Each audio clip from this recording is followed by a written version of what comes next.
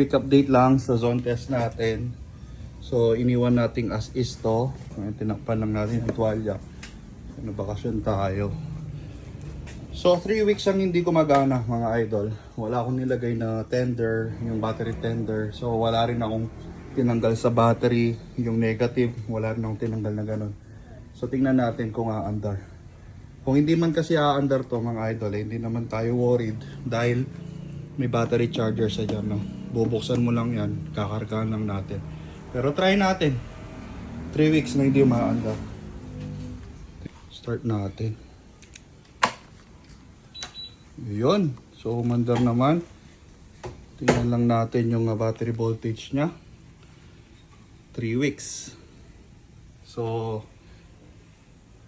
11.9. Nagbe-blink yung battery. So try lang nating start para makargahan.